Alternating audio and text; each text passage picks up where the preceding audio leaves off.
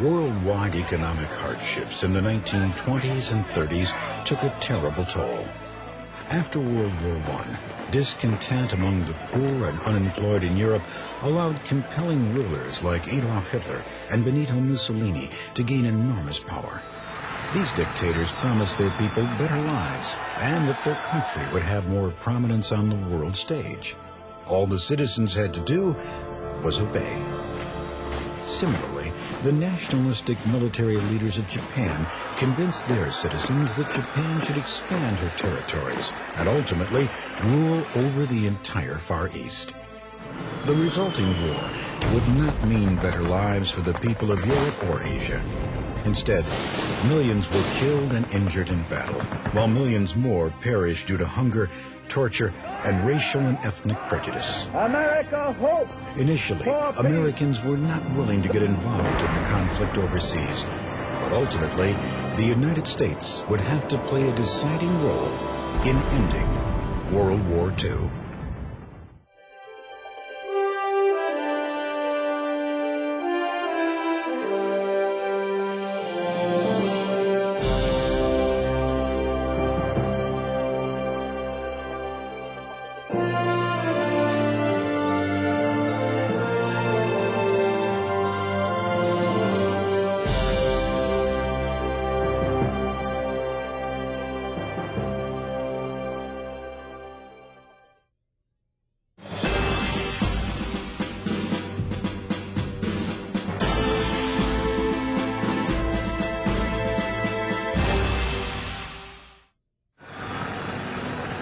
The signing of the Peace Treaty of Versailles signaled the official end of World War I, optimistically called the War to End All Wars. But even during World War I, President Woodrow Wilson had feared the war was more about power and territory than peace. Is the present war a struggle for a just and secure peace, or only for a new balance of powers? One of the goals of the treaty was to break up the four empires of Europe. 9 countries were given new boundaries and independence. As a result of the remapping, Germany lost territory to its surrounding countries. The treaty demanded Germany accept full blame for World War I and pay huge sums of money called reparations to the victorious nations. Germany was also stripped of much of its military power and forced to demilitarize the area near the border of France, known as the Rhineland. The intention of the Treaty of Versailles was largely to punish Germany for World War I, but also to create new democracies and self-determination in Europe. But huge war debts, hunger, and unemployment made it difficult for some democracies to flourish. In the end, the treaty that was meant to secure a lasting peace for Europe had, in effect, laid the groundwork for war. In Russian, Stalin means man of steel. The Soviet Union's communist leader Joseph Stalin certainly lived up to his name. During his rule, the Soviet Union achieved unprecedented power, but at the cost of freedom for its people. He launched a brutal transformation of Soviet agriculture through collectivization, forcibly taking over privately owned land, creating a system of state-owned farms. He also took control of manufacturing and production, creating huge government-controlled industries. Stalin created a police state in which anyone who disagreed with the government's policies could be arrested and sent to labor camps in Siberia. In 1930, Stalin began the Big Purge. So-called enemies of the people were arrested and executed. Historians estimate between 8 to 13 million people were killed. By 1939, Stalin had firmly established a totalitarian communist government with complete control over its citizens. All opposition was crushed. In Italy, similar events unfolded shortly after World War I. In 1919, dictator Benito Mussolini, Il Duce, or the Chief as he was called, began his rise to power. Mussolini became popular because he promised Italians he would rebuild Italy and create a new Roman Empire. Mussolini created a political movement called fascism, and in 1921 he became a member of the Italian parliament. In 1922, he and thousands of his fascist supporters, known as the Black Shirts, marched into Rome, demanding the Italian king give him power to lead the government. Not wanting to start a civil war, the king conceded. Mussolini was sworn in as prime minister in October. Like Stalin, Mussolini crushed any and all opposition to his totalitarian regime. At the end of World War I, Adolf Hitler was just another jobless soldier wandering around Germany. In 1919, he joined a small political party called the National Socialist German Worker, the Nazi Party. Like communists in the Soviet Union and fascists in Italy, the Nazis practiced an extreme form of nationalism, believing that the interests of their country were more important than any others, even more important than personal rights and freedoms. Hitler quickly rose to power to become the Nazi Party's leader, or Führer. In his 2-volume book Mein Kampf, My Struggle in English, Hitler spelled out his Nazi beliefs. He sought to unite all German-speaking people into a national state. He also maintained that the German or Aryan race was superior to all others. Hitler thought his master race deserved more land, even if it meant taking it by force. The economic hardships in Germany in the early 1930s helped Hitler and the Nazi Party gain power. In 1932, roughly 6 million Germans were jobless, and Hitler's promise to restore German pride and stature in the world appealed to them.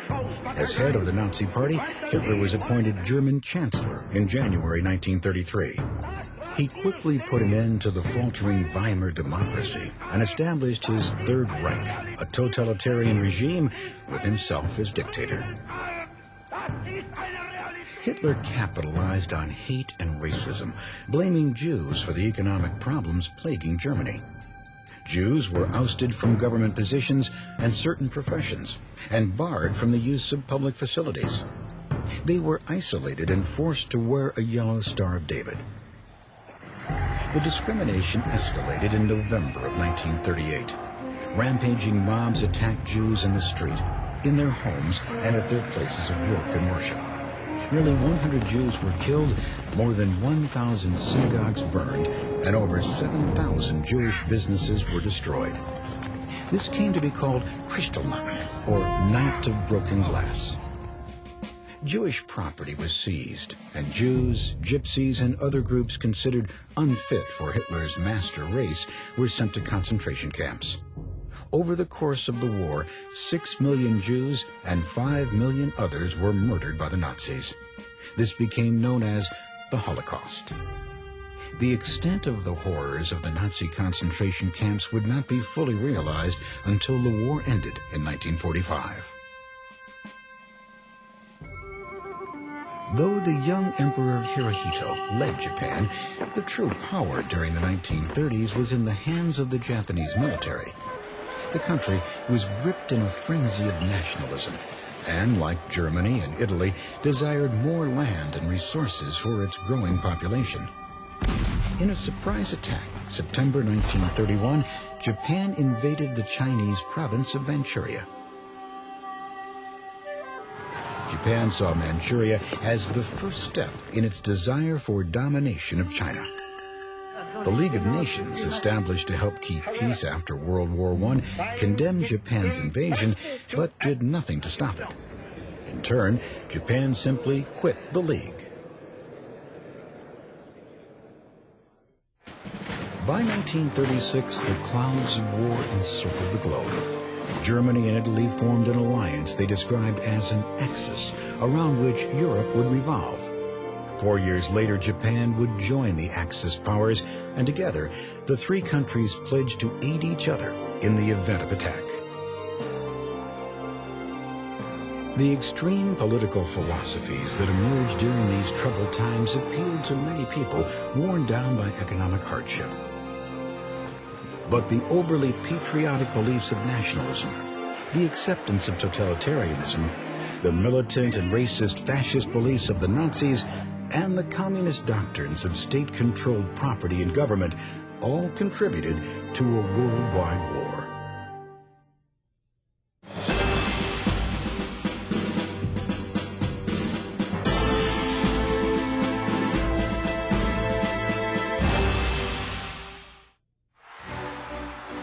In 1935, Benito Mussolini sought to distract the Italian people from their troubles at home by creating a war abroad. Claiming Ethiopia as their territory, the Italian military invaded the African country, easily defeating the poorly equipped nation. The following year, civil war erupted in the democracy of Spain between forces loyal to the government and those supporting fascist dictator Francisco Franco. The United States and the Soviet Union supported the loyalists, while Germany and Italy aided the fascists. These alliances were a preview of the coalitions that would form during World War II. Meanwhile, in defiance of the Treaty of Versailles, Adolf Hitler began to rebuild the German military. He remilitarized the Rhineland with a series of defenses along the border of France. The League of Nations did nothing to respond to Hitler's enormous buildup of military might. Emboldened, on March 12, 1938, Hitler annexed Austria, marching over the border and occupying the country with a full-scale invasion. He then demanded Czechoslovakia surrender control of the Sudetenland. Once part of Germany, the Sudetenland was remapped as a territory in Czechoslovakia after World War I. Hitler believed it was the right of the Germans to take this land back. Britain and France had to respond to Hitler's aggression, but they faced a difficult decision. Rather than risk another war with Germany, they signed the Munich Agreement, forcing Czechoslovakia to relinquish the Sudetenland to the Germans. In return, Hitler promised that this would be his last territorial demand. Britain's Prime Minister, Neville Chamberlain, felt appeasement of Hitler was a victory and received a hero's welcome when he arrived home. This morning, I had another talk with the German Chancellor, Herr Hitler.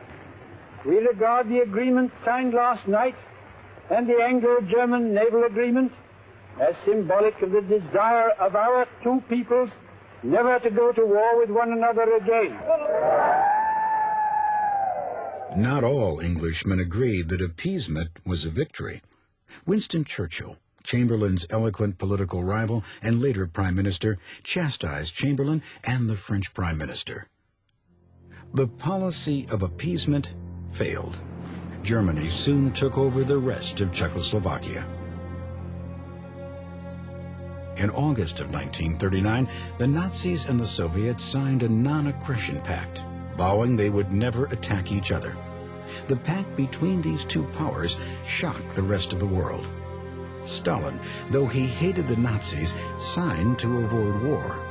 But the non-aggression pact also contained a secret agreement, which allowed the Soviet Union territorial control of the eastern half of Poland and the Baltic states in the event of a war. Later, Stalin would learn a bitter lesson. Treaty or not, Hitler could not be trusted.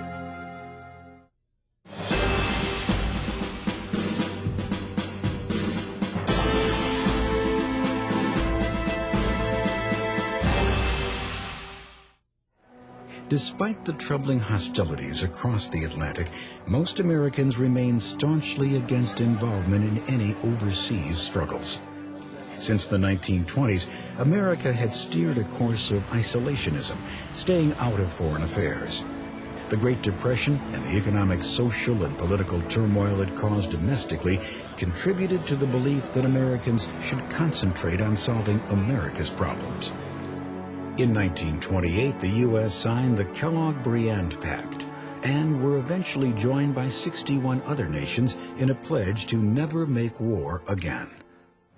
By 1930, rumors spread claiming that bankers and munitions dealers, anxious to turn a quick profit, had dragged the United States into World War I.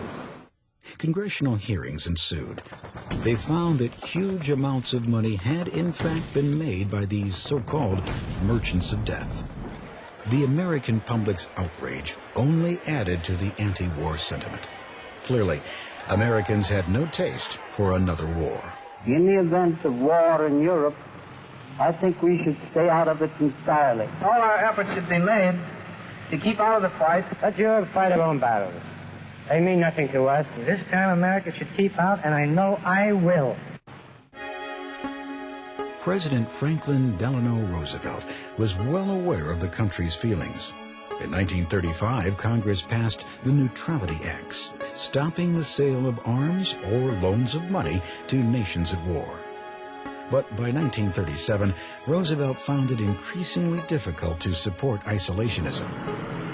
When Japan again invaded China in July of 1937, FDR ignored the Neutrality Acts, sending arms to aid China. Flooded with protests accusing him of leading America into war, FDR backed off, while tensions mounted in Europe and Asia. I have been compelled to contrast our peace with very different scenes that are being enacted in other parts of the world. In contrast to the turbulent events occurring overseas, America was at peace. The country was climbing out of the Great Depression, and people were beginning to again enjoy the fruits of a prosperous society.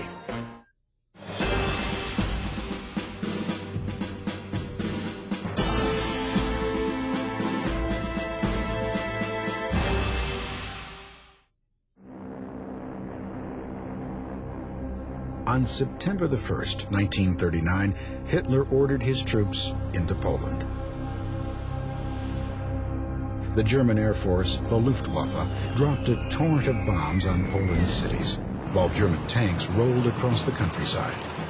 It was the first use of the German military strategy called Blitzkrieg, or lightning war, a new and devastating offensive that exploited new advances in tanks, artillery, and air power.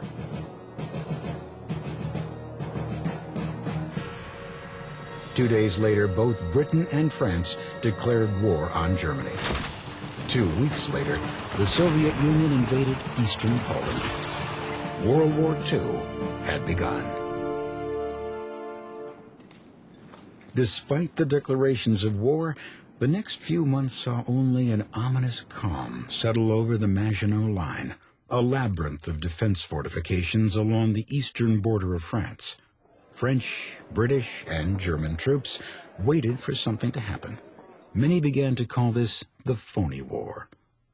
As the months passed, however, the Nazis were planning their next acts of aggression. Beginning in April of 1940, the Nazis began their conquest of Western Europe. In a massive demonstration of Blitzkrieg, they invaded Norway, Denmark, Belgium, Holland, and Luxembourg.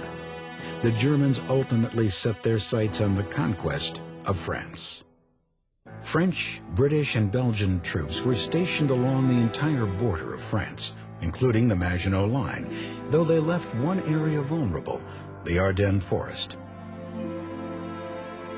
The French military believed that the heavily wooded area would be impenetrable to German forces. They were wrong.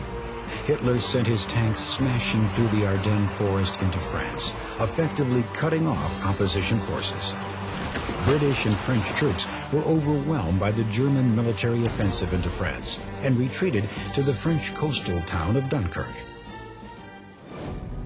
Pinned to the sea, hundreds of thousands of troops were trapped. Surrounded by the Nazis, the soldiers seemed doomed. British Prime Minister Winston Churchill appealed for help. Soon, British Navy and civilian boats of all sizes and shapes emerged to form a makeshift flotilla. In less than a week, fishermen, grocers, tugboat captains, anyone with a seaworthy vessel ferried roughly 340,000 troops to safety across the English Channel. Their heroics saved the soldiers, but they couldn't save Paris. On June 21, 1940, the French capital fell to the Nazis. Hitler dictated his terms of surrender to the French government. Germany had succeeded in conquering Western Europe. only Great Britain remained. The British people, led by Prime Minister Winston Churchill, were defiant. We shall fight on the beaches, we shall fight on the landing ground, we shall fight in the fields and in the streets, we shall fight in the hills, we shall never surrender. Undeterred by Churchill's rhetoric, Hitler pressed on. In the Battle of Britain, the German Luftwaffe was ordered to bomb England. Between June and September of 1940, German planes pounded British targets. On just one evening alone in mid-August, over 1,000 Luftwaffe bombers invaded the skies over England. Germany soon began concentrating her air fury on the city of London.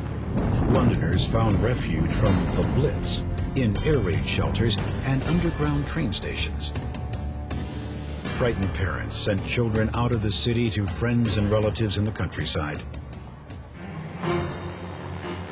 The attacks were relentless, but despite the overwhelming number of German planes, Great Britain's Royal Air Force, the RAF, fought back courageously. Using newly developed radar technology, the British were able to detect Luftwaffe planes coming over the English Channel.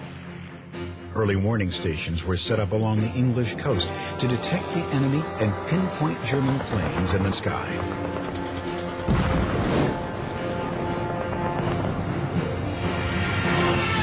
On September 15, 1940, the RAF shot down the most German planes in a single day of battle.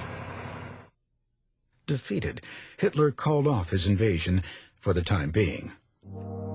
Addressing the British people, Winston Churchill gave thanks. Never in the field of human conflict was so much owed by so many to so few. But bravery alone could not win the war. Britain was crippled, with no more resources to build the planes and ships needed to withstand Germany's next attacks. Winston Churchill turned to America and FDR for help. In 1940, Franklin Roosevelt was re-elected to a third term as president, the only American president ever to serve more than 2 terms. Roosevelt would not commit troops to the overseas battlefield, but he vowed to help the British in their life-or-death struggle against Hitler's regime. I ask this Congress for authority and for funds sufficient to manufacture additional munitions and war supplies of many kinds to be turned over to those nations which are now in actual war with aggressor nations. Our most useful and immediate role is to act as an arsenal for them as well as for ourselves. With FDR's urging, Congress passed the Lend-Lease Plan, which allowed him to lend or lease arms and other supplies to any country whose defense was vital to the United States. Not all Americans were united in their support of the president, however. Charles Lindbergh, the first man to fly solo across the Atlantic in 1927, was a staunch opponent of America's involvement in the war. We cannot allow the natural passions and prejudices of other peoples to lead our country to destruction. Despite opposition from Lindbergh and others, the Lend-Lease Act was funded with $7 billion. By the time World War II was over, the bill would total $50 billion. 2 years after making a non-aggression pact with Stalin, Adolf Hitler turned his hostilities towards the Soviet Union. In the summer of 1941, he boldly ordered 3 million German soldiers to invade Russia. Stalin was outraged by Hitler's betrayal, and Russia joined in the fight against Hitler, becoming an ally of the West, if only for the duration of the war. Hitler hadn't counted on the harshness of the Russian terrain and the bravery of the Russian soldiers. Military resistance and brutal winter weather took a toll on the Germans, and their invasion ground to a weary halt. America now sent Lend-Lease supplies to the Soviet Union as well as to Great Britain. But for American aid to help either nation, shipping lines across the Atlantic Ocean had to remain open. Hitler's submarines prowled the Atlantic in wolf packs, torpedoing supply ships. FDR ordered the Navy to protect all Lend-Lease shipments and allowed American warships to attack German submarines in self-defense. In July 1941, Roosevelt and Churchill finally met face-to-face in Argenta Bay, off Newfoundland.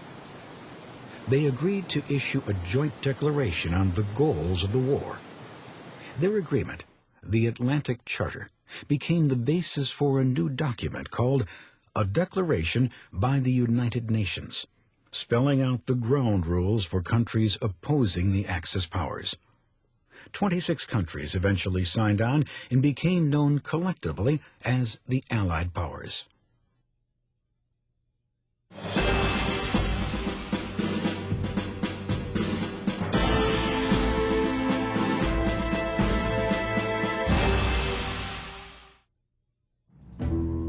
In the same month that Churchill and Roosevelt were meeting in the Atlantic, the Japanese were escalating their aggressions in the Pacific. Japan seized French Indochina, causing President Roosevelt to declare an embargo on goods being sent to Japan, including oil. Japan badly needed oil to defend herself from enemies or to wage war. Relations with Japan became even more strained. The United States demanded Japan leave the Axis powers and withdraw from China and Indochina. Japan's military leaders assured Emperor Hirohito they would make one more attempt to avoid war with the United States. But as Japan's peace envoy flew to Washington, D.C. for talks on November 5, 1941, the Japanese military prepared for an attack on America. 1 month later, on December 6th, FDR was shown an intercepted message sent to the Japanese negotiators, telling them to reject all American peace proposals. It was obvious. War with Japan was inevitable. December 7th dawned bright and sunny over the American naval base at Pearl Harbor, Hawaii. But shortly before 8 a.m., terror struck from the sky.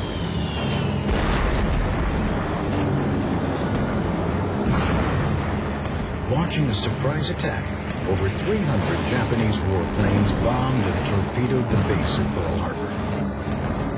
200 aircraft were destroyed and 20 ships sunk or damaged.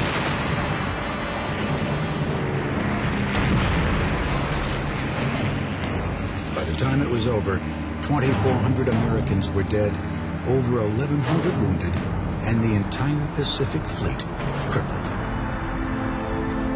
December 7th, 1941, a date which will live in infamy.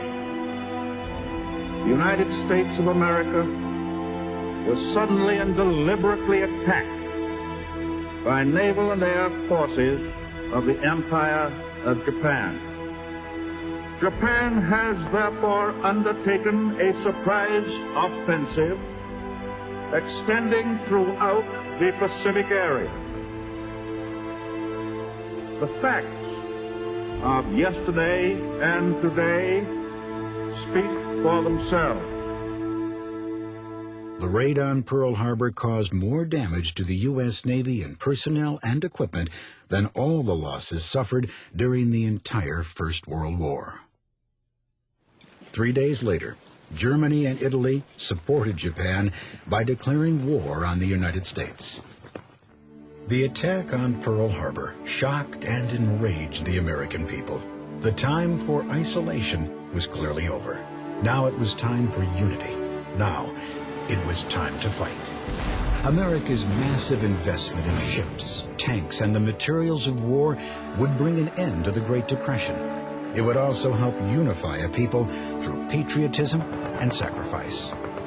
The story of America's involvement in World War II continues in Part 2, The World at War.